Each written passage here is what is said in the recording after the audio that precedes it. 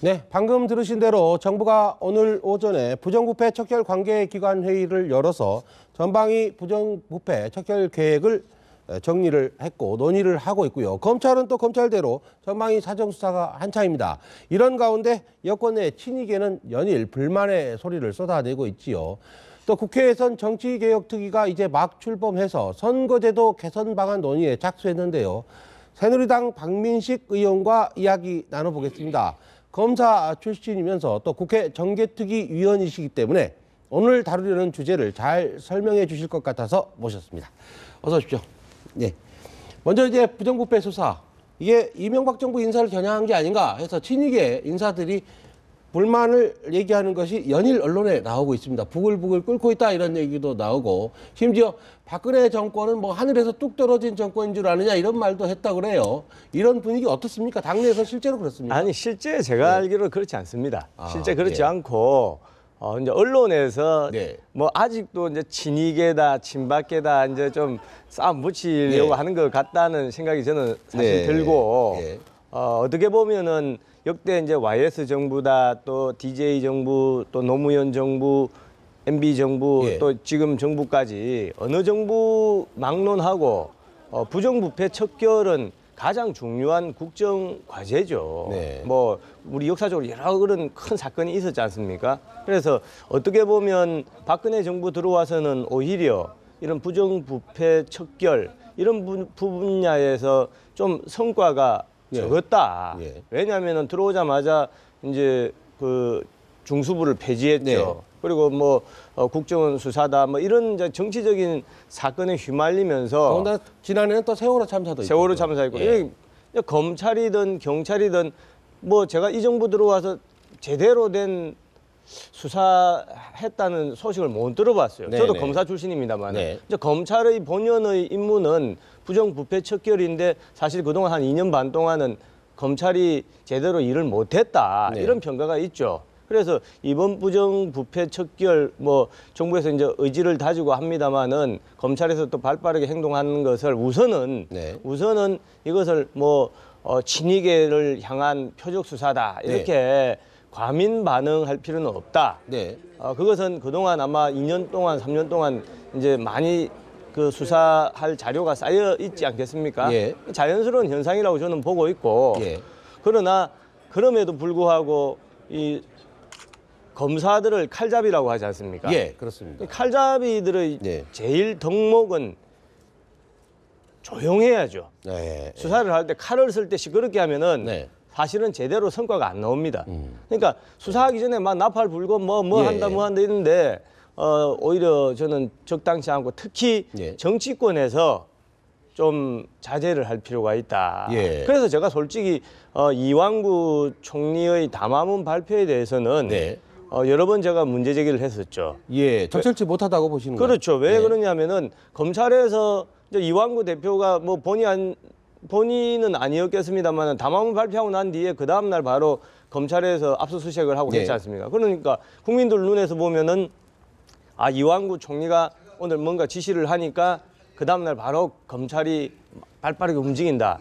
이렇게 이제 오비일학격이죠. 그래서 그러다 보니까 뭐 아까 이제 말씀하신 대로 친이계 이런 쪽에서 뭐 부글부글 끓는 거 아니냐, 뭐 우리를 향한 표적이다, 수사다 이런 이제 쓸데없는 오해를 불러일으킬 수 있다. 그래서 검찰이 제대로 수사할 수 있도록 지켜보고 있으면 되는 것이고 정치권에서는 거기에 대해서 이렇다 저렇다 오히려 먼저 나가면서 쓸데없는 그 오해 불러일으킬 만한 말을 좀 자제할 필요가 있다라는 게 제 생각입니다. 지금 황교안 법무장관이 검사들 기분 내는 수사는 못하게 하겠다 이렇게 인터뷰에서 얘기를 하셨어요. 근데 방금 전에 의원님이 얘기하셨듯이 지난 2년 동안 검찰에서 뭐 제대로 수사를 한 게 없고 이런저런 이유 때문에 그동안 이런 뭐 속된 표현입니다만 약간 몸이 근질근질했을 수도 있을 텐데 칼잡이들이 이게 몸을 좀 뭐처럼 몸 좀 풀어야겠다라고 나서면 이걸 검찰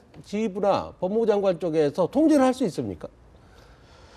이제 누적된 것들이 검찰이 있었는데. 수사를 하는 것은 어떻게 보면은 뭐 표현은 아까 칼잡이라고 네. 했습니다만은 상대방의 인생에 치명타를 가하는 것이기 때문에 네. 이것이 뭐 자기가 칼춤 추는 것은 아니죠. 네. 기분 좋게 뭐 수사한다는 것은 저는 어폐가 있다고 보고 그렇기 때문에 예. 검사들은 한 사람 한 사람이 정말 그 어떤 절제 예. 가장 중요한 게 이게 절제된 그런 마음을 가지고 해야지 이걸 네. 잘못 그냥 막 언론에 자기 무슨 명성 이름 네. 알리려고 뭘 하다가 성과는 별로 안 나고 쉽게 말해서 그 와중에 어떤 개인의 사생활이나 또 기업의 네. 그런 경영에 치명적인 상처를 줄 수 있다. 네. 그래서 항상 검사들이 수사를 하면서 네. 뭐 좀 절제 있는 그런 태도를 취하는 것이 좋겠다. 생각합니다. 예.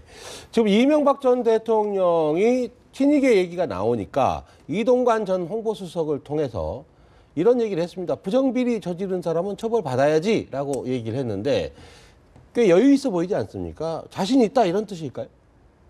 모르겠습니다. 저는 뭐 예. 이명박 대통령 제가 직접 네. 뭐 만날 수 있는 사이도 아니고 네.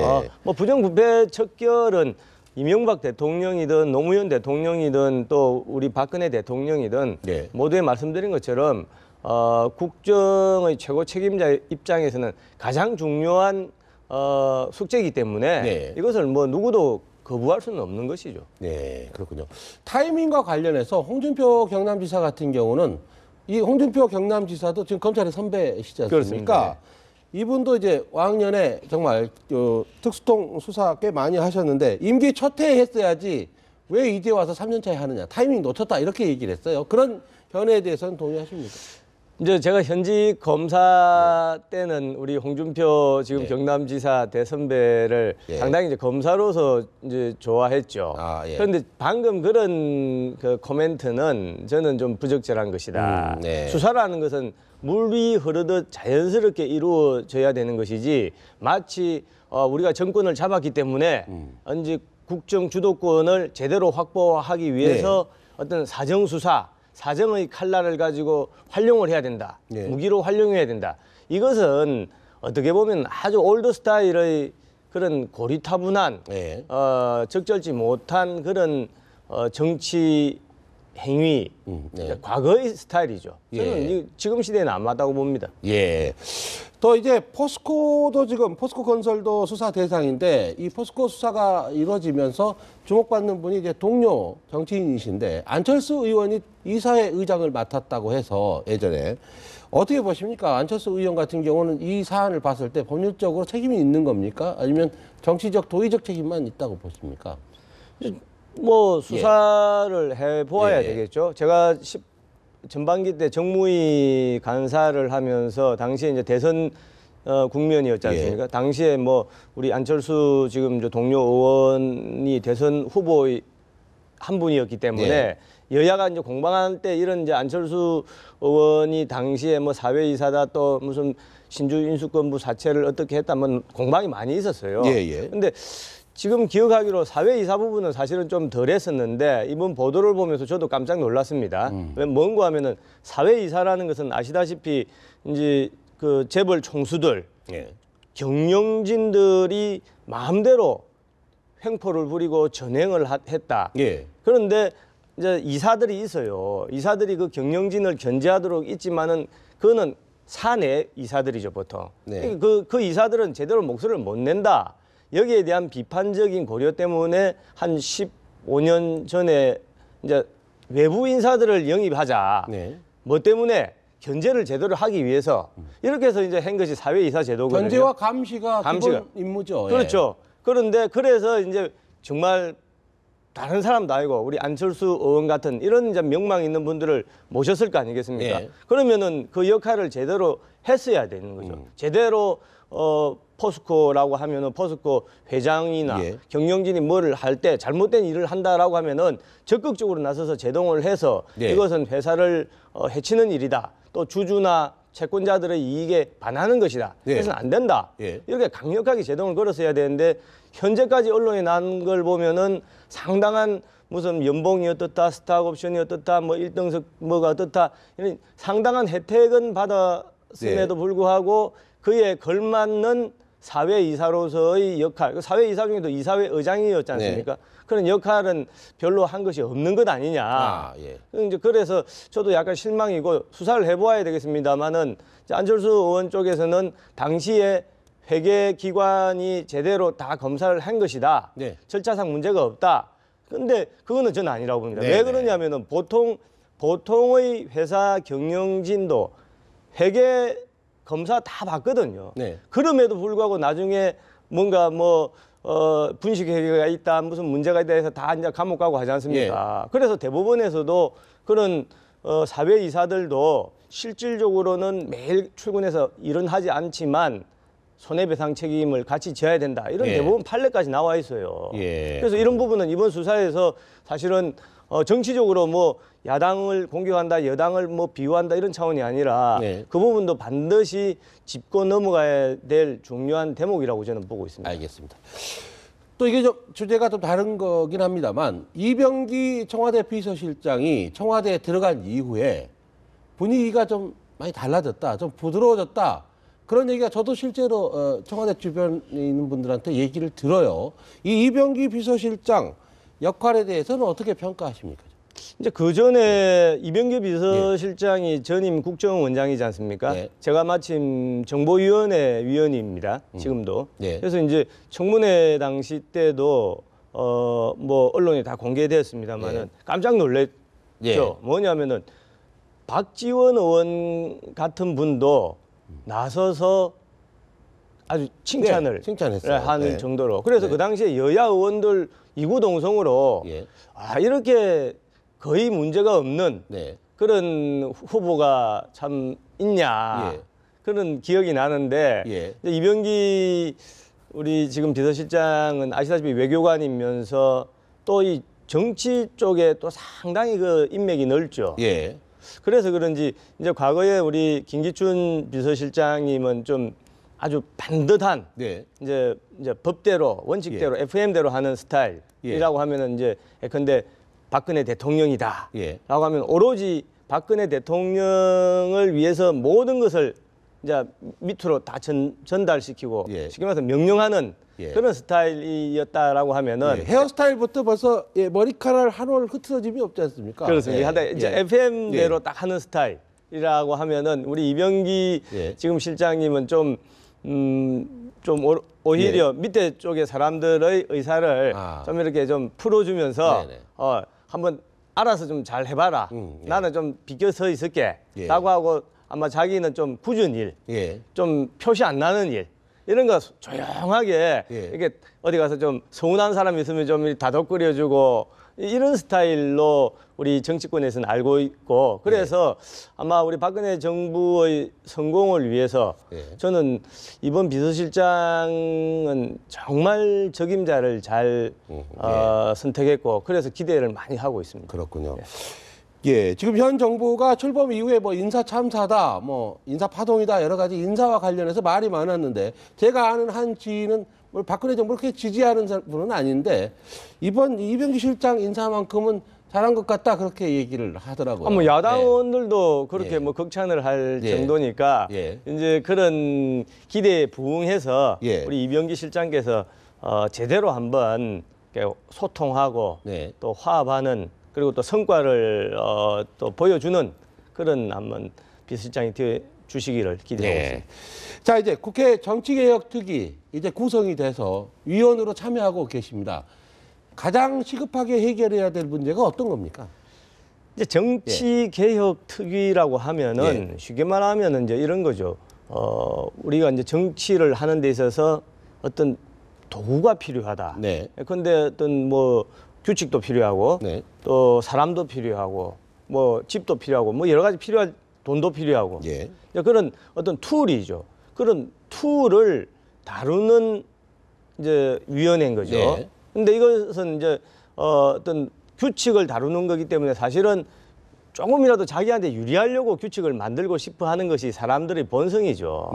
그래서 이제 항상 그동안에 뭐 과거 우리 정치 그 뒤를 돌아보면은 이 정개특위라는 것이 선거 총선이 예를 들어 4월이면은 그동안에 가만히 있다가 3월쯤 돼서 한 달 정도 남겨놓고 허겁지겁 여야 의원들끼리 뭐 밀실에 들어가서 자기들끼리 이거는 우리가 양보할 테니 이거 하나 달라 뭐 주고받고 땅 따먹고 이렇게 해서 이제 정개특위가 방망이 치고 마무리된 거죠. 막판에 뭐 멱살잡이도 그렇죠. 하고 막판에 그렇죠. 멱살 잡고. 그러니까 국민들 눈높이에서 보면은 이 정치 개혁 특위라는 것이 이제 오히려 정치 발전을 저해하는 그런 대표적인 특위다 이런 오명을 가지고 있었습니다. 그래서 이제 이번 그 정개특위는 그야말로 이제 예년과는 달리 지금 한 1년 총선이 남아 있는데 구성이 되었고 또 이번에 뭐 여러 가지 이제 오픈 프라이머리다 또 그 헌법재판소의 결정 때문에 선거구 획정의 문제도 있고 하기 때문에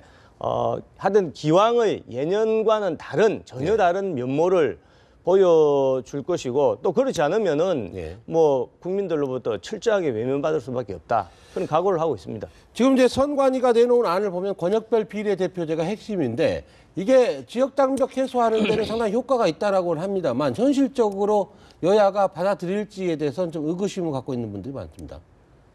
지금 이제 뭐 여러 가지 이제 그 쟁점 중에서 근데 뭐 권역별 비례대표다 또 석패율 제도다 또 뭐 의원 정수를 뭐 360명으로 한다는 분도 있고 200명으로 한다는 분도 여러 가지 이제 백가쟁명식의 그런 의견이 제시되는 거는 저는 뭐 좋다고 봅니다. 그렇지만은 이제 본격적으로 논의가 진행되기 전이기 때문에 우선은 공개석상에서 말씀드리기가 좀 조심스럽고 그럼에도 불구하고 이제 어떤 제도를 이 특히 정치개혁특위에서 근데 방금 말씀하신 뭐 권역별 비례대표다라고 하면은 이 제도의 플러스 또 마이너스가 항상 같이 있습니다. 그래서 이제 어렵죠. 어려운데 이것이 뭐 장점도 있겠지만은 또 한편으로는 그동안 그러면은 비례대표 제도라는 것이 지역구 국회의원 말고 우리나라 비례대표를 두고 있지 않습니까?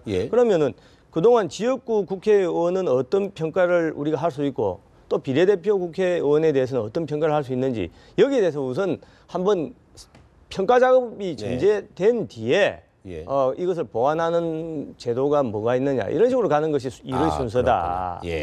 알겠습니다. 자, 시간 관계상요. 끝으로 지금 통신비밀보호법 개정안 내셨잖아요. 근데 그거 보니까 수사정보기관이 합법적으로 휴대전화를 감청할 수 있도록 하는 건데 이거 좀 상당히 좀 후폭풍이 있어 보입니다. 이거 어떻게 보십니까? 너무 이 수사기관에 힘 실어주는 거 아닌가 이런 반론이 충분히 가능한데. 아니 그거는 정말 잘못된 생각이고 저는 뭐 우리 언론도 사실은 좀 책임감을 가지고 이건 국민들을 설득할 필요가 있다. 뭐냐면은 뭐 국민들 사생활을 국가기관이 도청해서는 결코 안 되죠. 제가 과거에 검사 때 도청 사건 주인 검사였습니다. 그러니까 누구보다도 거기에 대해서는 제가 뭐 정말 확실하죠. 그런데 그럼에도 불구하고 지금 대한민국 안전을 지켜야 되죠. 간첩들은 핸드폰 들고 마약범들은 핸드폰 들고 있고 저번에 유병헌 사건 보셨지 않습니까? 그런 사람들은 다 핸드폰 들고 도망가고 또 뭐 범죄를 저지르고 하는데 테러리스트는 그렇지.